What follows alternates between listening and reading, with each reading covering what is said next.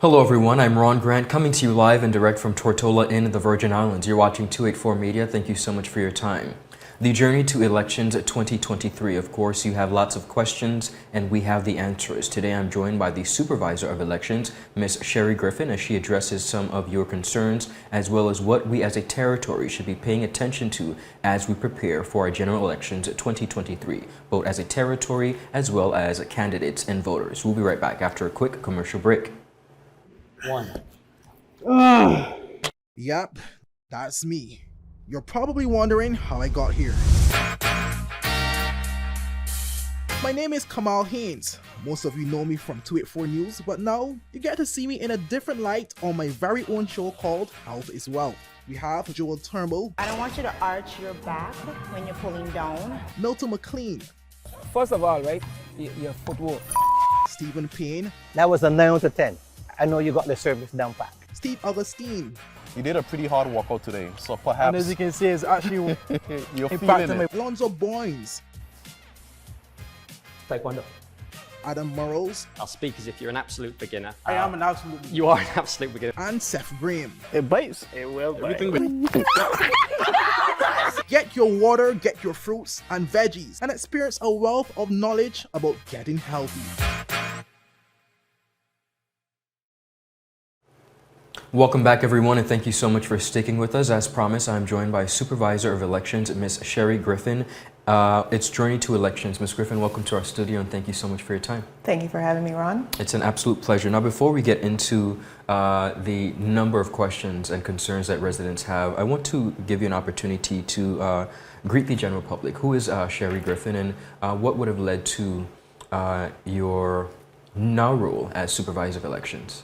Well, Ron, my past experience, I have, for at least 4 past elections, worked in elections, rising from working as a poll clerk, as a presiding officer, and subsequently, after the advertisement came out for the post of Supervisor of Elections, I applied and I was a successful candidate. And I have assumed the role since February 2021. All right, now speaking of your experience having worked for a number of years with the Office and Supervisor of Elections, let's begin here. What has the preparation been like for the Office of Supervisor of Elections in this particular election 2023? Well, the preparations has been an ongoing process. Persons mainly focus on the key period which we are in now, but essentially as soon as the election ends, preparations begin. Because you have the post-election audit, you then begin the planning for the next election cycle. You begin reviewing the legislations and planning and preparing workers, updating your procedures and the like. So it's a continuous process. Okay. It's just not this defined period that we're currently moving into. So in this defined period, with elections being expected to be called very soon, how prepared would you say the office is for the upcoming elections? Well, we will be responding to whatever comes our way. So I would say we are in a heightened state of preparation and we will continue our efforts towards whatever the election date when it's announced will be.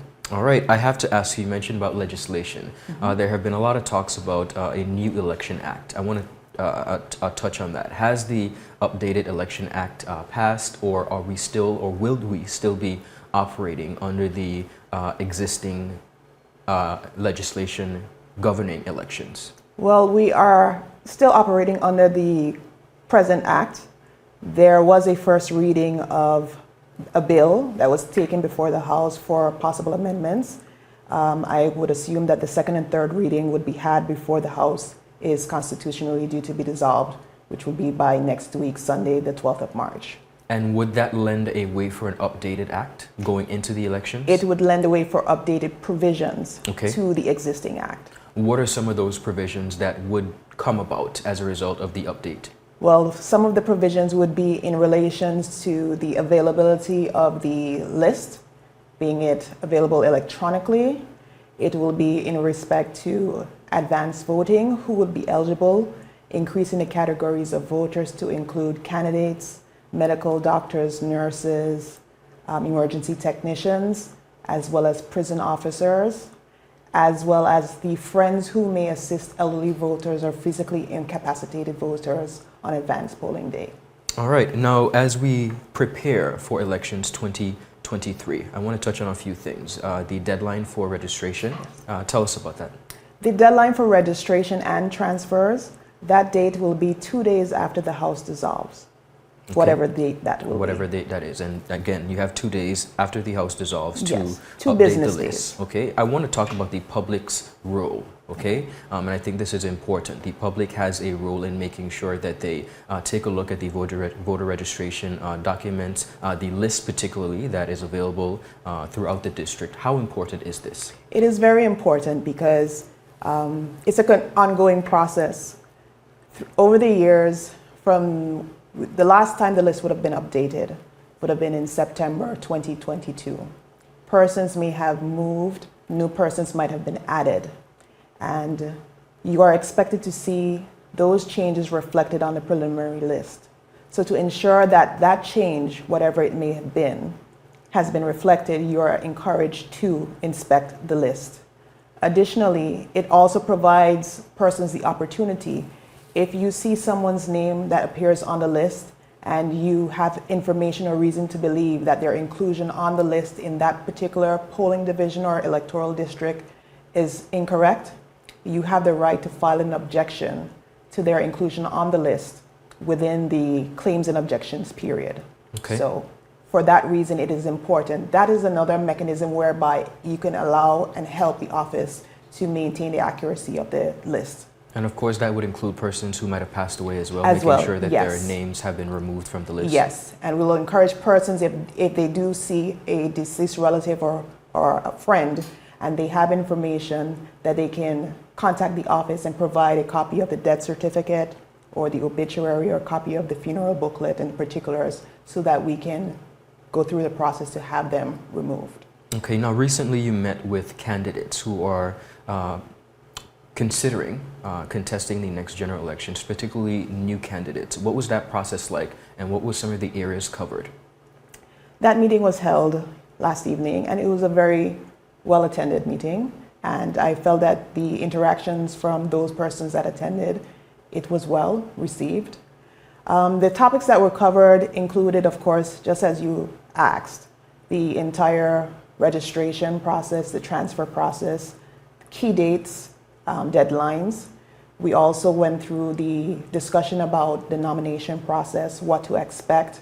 We spoke about qualifications for elected membership, what factors would disqualify someone from being elected to the House of Assembly, as well as other changes that were mentioned in the proposed bill that is before the House of Assembly presently.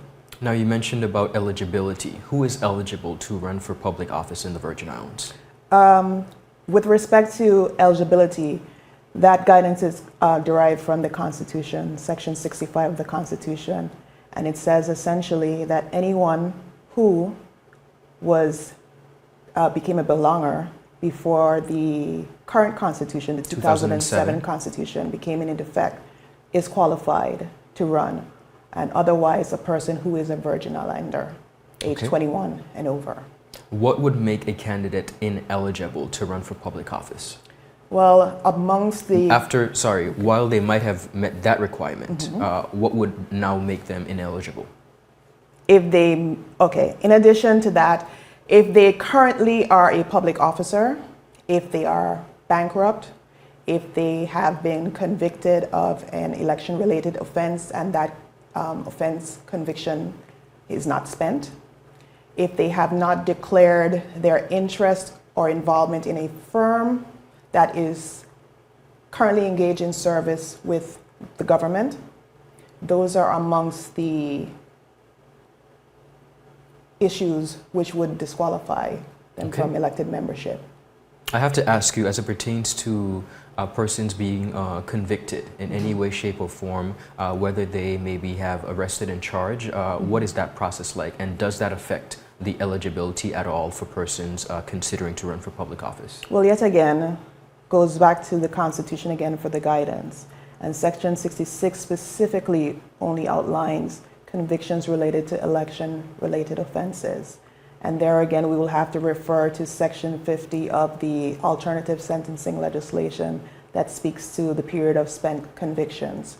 So again, before nomination day, we would look and would have known the potential candidates who would have had an interest and would have done some sort of vetting to see whether or not that background would have been checked to see whether there's any existing conviction, and that conviction, whether it's spent or not.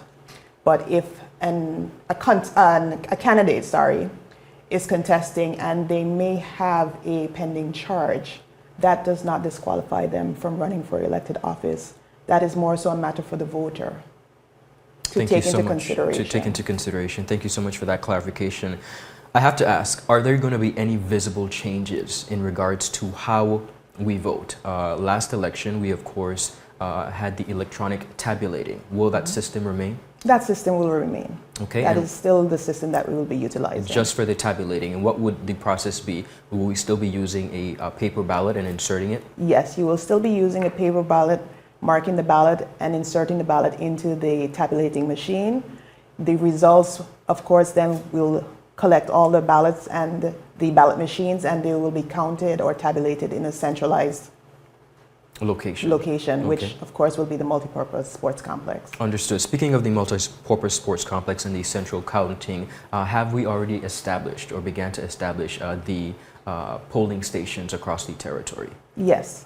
Okay, and how many are we expected to have? We're expecting to have the usual 18 polling stations on election day and 9 polling stations on advanced polling day. Okay, as you can see, viewers, there should be a graph that will be showing up on our screen, that will show the large percentage and the division of districts for persons who have any questions or seek clarification on where exactly districts are to be had. I have to ask you, in regards to persons who may have had expired passports, they are eligible for voting. I know the office recently sent out a notice. Speak to that.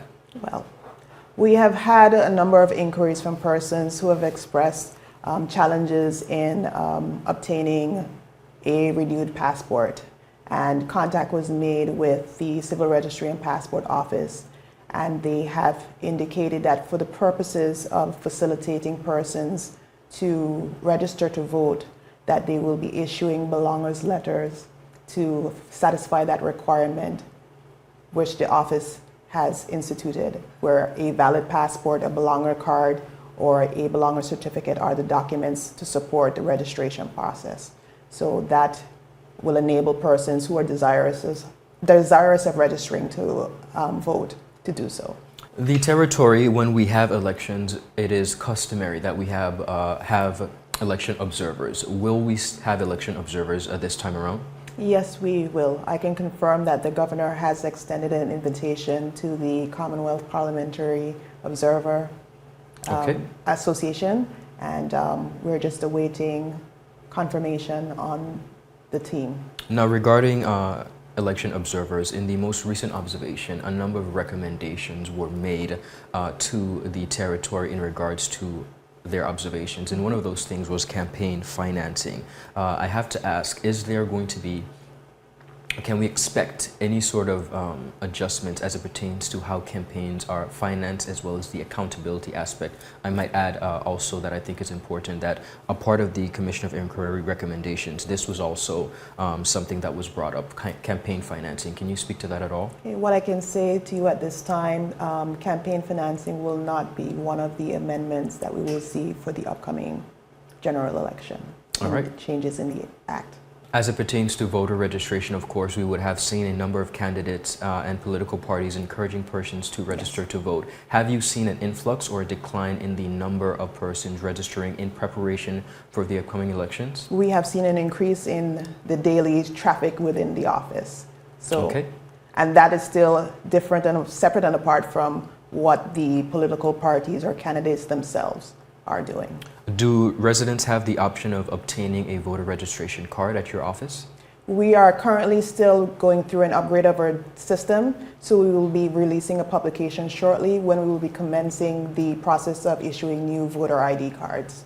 I have to speak about the conduct of not only political parties and candidates, but residents. Election day and leading up to that, there's some specifics that would guide the advertisement of political advertisements in regards to a timeline, perhaps when they have to be taken down. Can you speak to that? Also, are there any contact or conduct regulations that would govern how political candidates operate themselves on the actual day of election? Yes, both within the Elections Act and particularly the Code of Conduct, it speaks to how the political parties and their supporters and the candidates are supposed to conduct themselves during campaigning, as well as activities leading up to election and on election day. With respect to any banners and the like, they are supposed to be taken down before midnight the night before of election. With respect to rallies and so forth, persons are encouraged to refrain from defamatory statements or false statements made against any individual. So there is a code of conduct that guides how parties and their supporters should engage. All right, and finally, leading up to, of course, the expected dissolution of the House of Assembly that would make way for the elections, is there anything that you deem necessary that the general public should be aware while we are on the journey and road to elections 2023? The voting, it is your democratic right, and it is a right that should be exercised. And the office remains available to facilitate such, and we encourage all persons that are interested to register to do so at this time, complete their transfer forms, and do so if they wish to, and just to participate in the process. All right, ladies and gentlemen, you heard it here from the Supervisor of Elections. We are Journey to Elections 2023. We hope that we have answered a number of your questions and concerns. Ms. Griffin, thank you so much for your time, and thank you for stopping by. Thank you for having me, Ron. Viewers, that's all the time we have. Do have a beautiful rest of the day. Bye-bye.